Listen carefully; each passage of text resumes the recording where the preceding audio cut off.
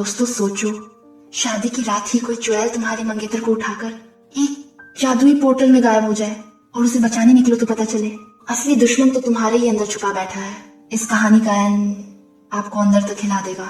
काली डरावनी झील के किनारे जहाँ एक चालाक फिश अपने मनहूस काले जादू में डूबी है और तभी उस गंदे सड़े हुए नाले से निकलता है हॉलीवुड से कॉपी पेस्ट किया गया रूसी डेडपुल जैसा राक्षस। डार्क विच उसे देखकर अपने पुराने कड़वे अपमान को याद करती है। दरअसल अपने पालतू क्रीचर की मौत के बाद वो अंदर ही अंदर टूट चुकी थी। इसी डर में थी कि कहीं उसका वजूद ही ना खत्म हो जाए। घबराहट में वो अपने जादुई भेड़िए पर सवार होकर सीधे उसी गंदे नाले पर पहुंची। वहां उसने काले जादू की मदद से एक नया मिस्टीरियस बॉडीगार्ड पैदा किया जिसकी आइडेंटिटी हमें बाद में पता चलेगी। दूसरी ओर विच को हराकर लौटा इवान और उसकी प्रेमिका खुशियों में डूब जश्न की तैयारियां कर रहे थे। दोनों ने उसी वक्त जल्दी शादी करने का फैसला किया। बाबा यगा नाम के विच ने उन्हें गिफ्ट में एक चिकन कूप दिया और जल देवता शादी की दावत के लिए पूरी टोकरी भरकर मछलियां ले आया। जब सब लोग धूम धड़ाके से तैयारियों में लगे थे तभी छत पर अचानक एक मॉन्स्टर चींटी अधम की चींटी एक छोटी बच्ची को खाने ही वाली थी कि इवान ने झट से पैर पकड़कर उसे दूर फेंक दिया। इवान गांव वालों के सामने अपनी बहादुरी दिखा ही रहा था कि पीछे से अचानक ड्रैगन ने हमला कर दिया।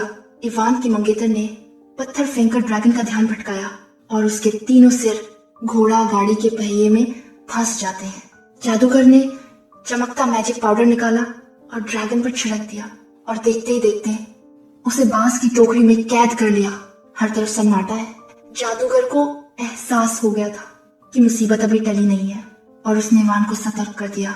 और तभी डार्क विच गैलेना अचानक भीड़ के बीच प्रकट हो गई। कैमरा हमें रात का सीन दिखाता है जहां सारे गांव वाले दिन भर की थकान के बाद गहरी मीठी नींद में सो रहे थे। तभी विच का बॉडीगार्ड अचानक लिसा के कमरे का दरवाजा तोड़कर अंदर घुस आया और लिसा को किडनैप कर लिया। ये देखकर गार्डियन ने तुरंत मैजिकल घंटी बजा दी। डार्क विच अपने जादुई भेड़िए पर बिजली जैसी रफ्तार से उतरती है और लिसा को उठाकर अंधेरी आसमान में उड़ जाती है। इधर इवान और उसके साथी चिकन कूप में बैठकर उस विच का पीछा करते हैं। लेकिन जैसे ही इवान उसे पकड़ने के करीब आता है विच चमकता पोर्टल खोलकर उसमें गायब हो जाती है। चिकन कूप ने भी जैसे तैसे अपने बेढंगे पंख फड़फड़ाते हुए उस पोर्टल में छलांग लगा दी। अब हम पोर्टल के उस पार मॉडर्न दुनिया देखते हैं जहाँ बड़ी बड़ी बिल्डिंग्स और कार्स थी। इवान कुछ समझ पाता उससे पहले ही वही डेडपुल जैसा राक्षस प्रकट होता है और चिकन कूप को गिराकर चकनाचूर कर देता है। एक योद्धा उसकी ओर दो दो हाथ करने के लिए दौड़ता है लेकिन दो ही वार में उसका सिर धड़ से अलग हो गया। उसका साथी कद्दू मदद को आया पर डेडपुल ने उसकी नाक में उंगली डालकर योद्धा की तरफ फेंका और दोनों जहाज पर जा गिरे।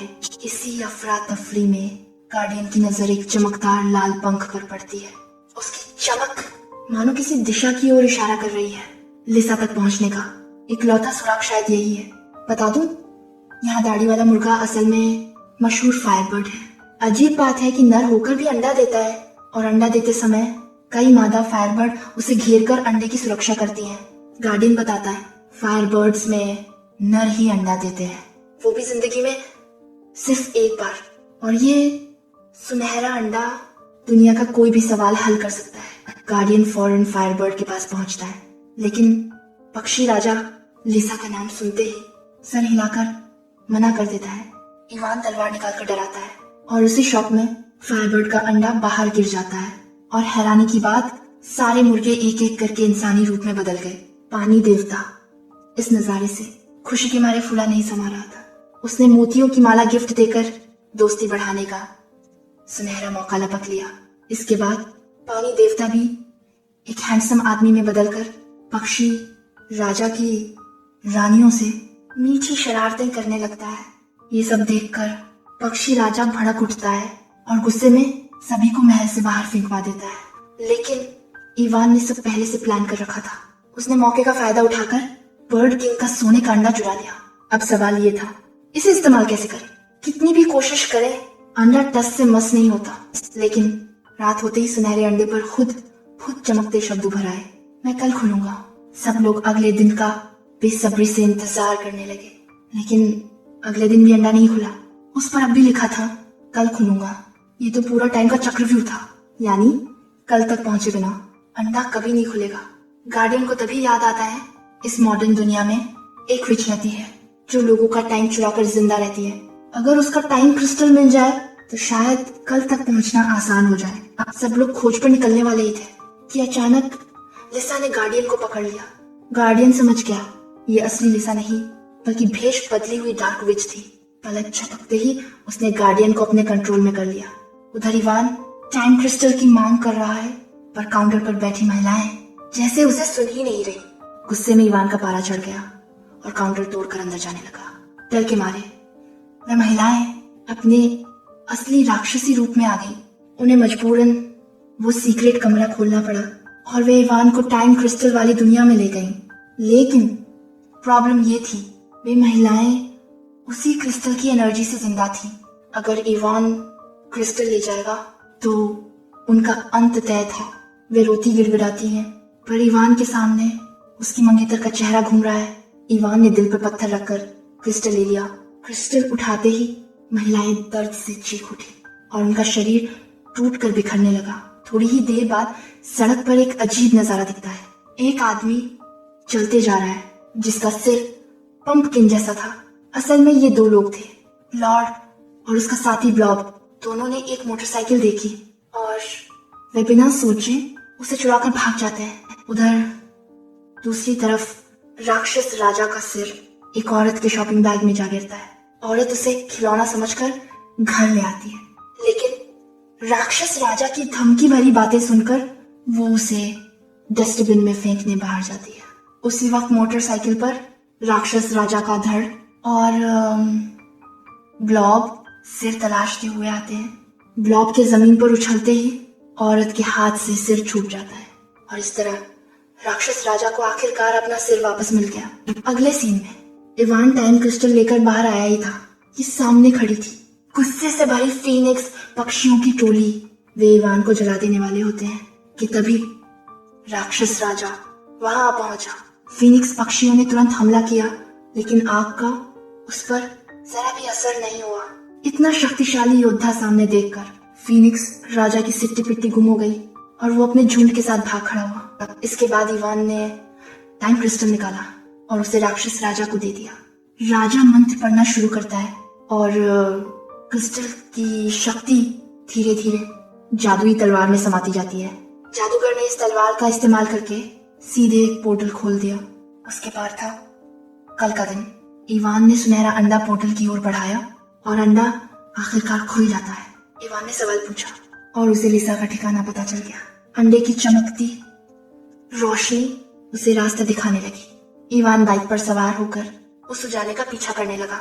उधर बाबा यगा भी अपने चिकन कूप को हेलीकॉप्टर की तरह उड़ाते हुए इवान का पीछा करने लगी। इवान रोशनी के सहारे सीधे डायन तक पहुंच गया। काली विच अपने जादुई भेड़िए पर बैठकर उड़ गई। इवान ने दौड़कर भेड़िए के ढकने को पकड़ लिया और चिकन कूप भी पंख फड़फड़ाता हुआ पीछे पीछे उड़ रहा था। जब काली जादूगरनी दोनों तरफ से घिरने लगी उसने झट एक टेलीपोर्टेशन पोर्टल खोला। चिकन कूप भी उसके पीछे पीछे तेजी से अंदर कूद गया। सामने कुर्सी पर लिसा बंधी हुई थी। काली डायन अपने हाथ में खूनी खंजर लिए धीरे धीरे लिसा की ओर बढ़ती है और इवान की आंखों के सामने वो लिसा की पीठ में खंजर घोंप देती है। इवान ने घुटनों के बल बैठकर लिसा को गले लगाया लेकिन लिसा ने वहीं दम तोड़ दिया। गुस्से में इवान ने जादुई तलवार उठाई और जादूगरनी को मारने के लिए दौड़ पड़ा, लेकिन ये जगह एक खतरनाक भूल भुलैया जैसी थी। इवान जैसे ही डायन पर वॉर करने भागता डायन गायब होकर उसके पीछे प्रकट हो जाती है। इवान तलवार उठाकर उसे मारने ही वाला था कि अचानक वो एक लोरी गाने लगी। वही लोरी जो उसकी माँ बचपन में सुनाया करती थी। धीरे धीरे सच खुलने लगा। काली डायन कोई और नहीं उसकी अपनी माँ थी। जादुई फूलों के असर से वो काले जादू की चपेट में आ गई थी और डर के मारे पिता ने इवान को मॉडर्न दुनिया में छुपा दिया, पर माँ ने हार नहीं मानी। उसने इवान को ढूंढ निकाला। उसी ने उससे फायरबर्ड का अनमोल अंडा जुड़वाया और परियों का टाइम क्रिस्टल भी। और उसका असली मकसद था इवान को पूरी तरह राक्षस बना देना। इधर बाबा यगा ने खुद को आजाद किया और लिसा को मैजिकल पोशन की मदद से वापस जिंदा कर दिया। इवान लगभग पूरी तरह अंधेरे की चपेट में जा चुका था, लेकिन जैसे ही लिसा वहां पहुंची वो इवान की चेतना को वापस खींच लाई। पर काली डायन थमने वाली कहाँ थी। उसने इवान के साथियों पर हमला बोल दिया। मरते समय राक्षस राजा बताता है इवान को काली डायन के गुरु को अतीत में जाकर रोकना होगा। जब इवान के दूसरे साथी लड़ाई में बिजी थे तब मौके का फायदा उठाकर इवान टाइम पोर्टल में कूद पड़ा और वो पहुंचता है 1000 साल पहले, जब कैलिना का गुरु पहली बार अंधकार की ओर बढ़ रहा था। इवान ने गुरु को रोकने की कोशिश की, लेकिन तभी विच का बॉडीगार्ड अचानक प्रकट हो गया और असल ट्विस्ट तो अब सामने आया। उसका असली चेहरा इवान का ही था। बॉडीगार्ड कोई और नहीं, ब्लैक लेग के जादू से बना इवान का ही डार्क वर्जन था। लिसा को किडनैप करने के बाद वो वापस इवान के शरीर में छिप गया था और जब इवान पोर्टल में गिरकर बेहोश हुआ था तब भी वही डार्क वर्जन बाहर निकला था और चिकन कूप पर हमला किया था। इवान को अब सब कुछ समझ आया कि ये लड़ाई बाहर नहीं बल्कि उसके दिमाग के अंदर चल रही है। उसने अपने दिमाग को फोकस किया और डार्क वर्जन को सिकुड़ दिया और एक डंडे की मदद से उसे वापस ब्लैक लेक में भेज दिया। आखिरकार इवान ने गैलिना के गुरु को ब्लैक लेक में जाने से रोक लिया और इवान अपनी तलवार से उस झील को हमेशा के लिए खत्म कर दिया। इस तरह सब कुछ बदल गया। हीरो हीरोइन एक हो जाते हैं और इवान के माँ बाप भी आखिरकार उसे वापस मिल जाते हैं। दोस्तों, अगर आपको ये वीडियो पसंद आई तो वीडियो को लाइक करें और चैनल को सब्सक्राइब जरूर करें।